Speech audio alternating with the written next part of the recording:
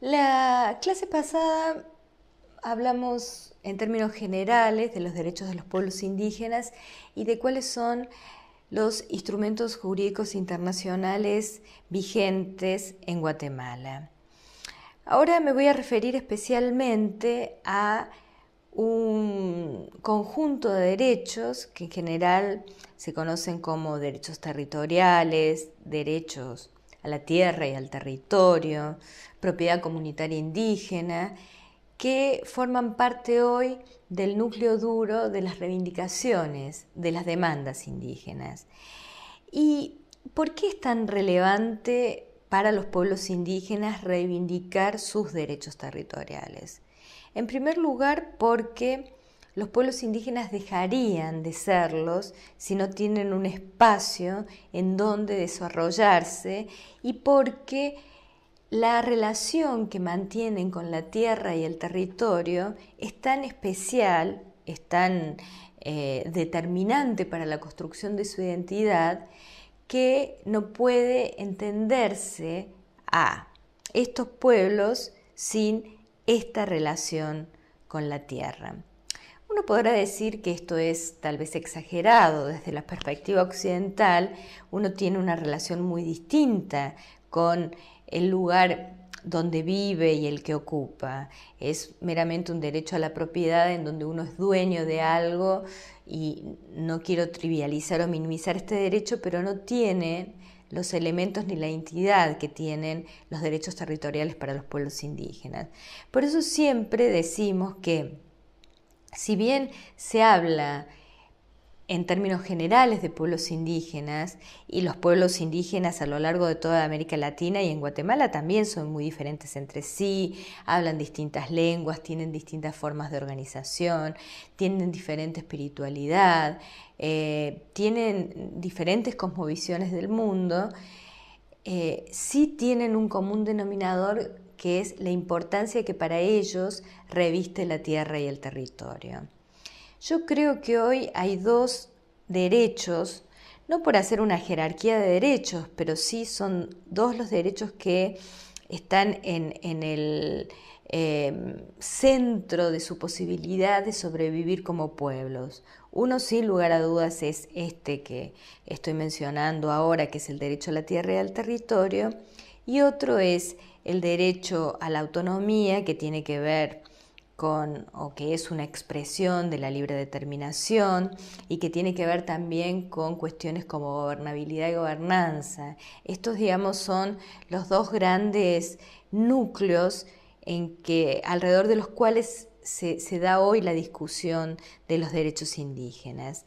Y en realidad es tan relevante estos derechos a la tierra y al territorio, que han sido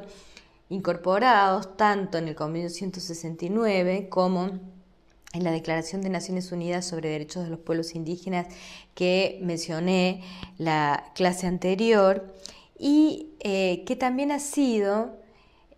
gran parte de las constituciones latinoamericanas incorporadas especialmente como un derecho reconocido por el Estado. El caso de Guatemala es bastante paradójico, porque en general uno identifica tres ciclos de cambios constitucionales en América Latina.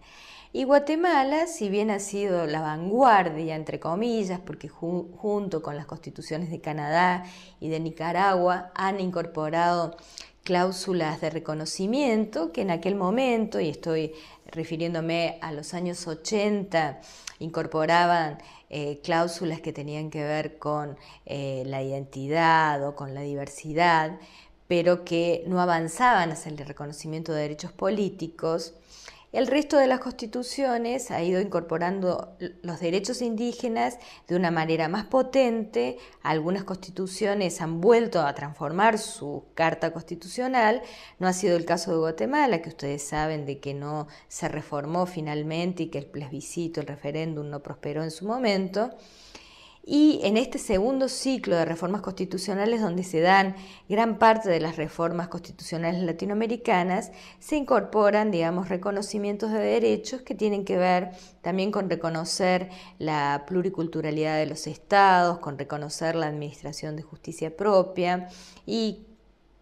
otro conjunto de derechos. Le llamamos tercer ciclo de reformas constitucional a las últimas reformas constitucionales que se han dado en América Latina con la Constitución ecuatoriana en 2008 y la Constitución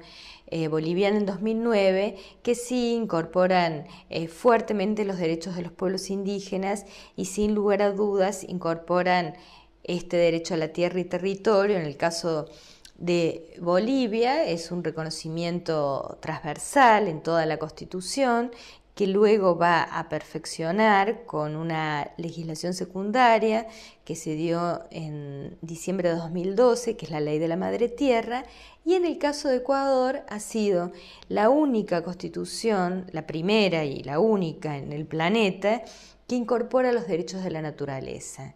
Esto es muy relevante para los pueblos indígenas porque, esto lo venía diciendo y ustedes posiblemente sepan, que todo el hábitat para los pueblos indígenas es muy relevante. Por eso hablamos de tierra y territorio, porque no es solamente la superficie geográfica donde habitan los pueblos, sino que estamos hablando del territorio como un concepto mucho más amplio y comprensivo. Todo el hábitat, subsuelo, aire, vegetación, naturaleza, especies animales y vegetales. Entonces, cuando la Constitución ecuatoriana incorpora fuertemente los derechos de la naturaleza, primero que está reconociéndole una entidad que nadie les había dado, como es que la naturaleza es sujeto de derecho independientemente del ser humano. Por eso en la Constitución ecuatoriana se habla de un giro biocéntrico, porque ya el ser humano deja de ser el centro de protección de los derechos para incorporar también a la naturaleza. Y les decía que es muy relevante para los pueblos indígenas porque incluso la Constitución ecuatoriana utiliza la lengua indígena, la Pachamama, la Madre Tierra, para referirse a la naturaleza. Y esto es un mensaje muy fuerte de incorporación de la cosmovisión indígena. Tanto la Constitución boliviana como la ecuatoriana hablan también del buen vivir. Sumak Causay, en lengua quichua, en la Constitución ecuatoriana, Sumak Camaña, en el caso de la Constitución boliviana y en lengua aymara, y en realidad este buen vivir, que también es un derecho constitucionalmente reconocido, tiene que ver con la cosmovisión indígena. Esto es incorporar estas nuevas visiones para nosotros occidentales, en el sentido de que si estamos buscando la construcción de un Estado intercultural, tenemos que reconocer otras formas de vida, tenemos que reconocer que la diversidad es valiosa en sí mismo. Los estados se definen como pluriculturales o plurinacionales, en el caso de Bolivia, en el sentido de admitir que dentro de un mismo estado, en ese mismo espacio geopolítico, pueden convivir diversas naciones, que son las naciones indígenas, y es así que nosotros podríamos decir que se configura un marco normativo muy diferente de aquella constitución, en este caso de aquellas viejas constituciones que incorporan por primera vez los derechos indígenas y que lamentablemente en el caso de Guatemala quedó atada al viejo paradigma de las reformas constitucionales.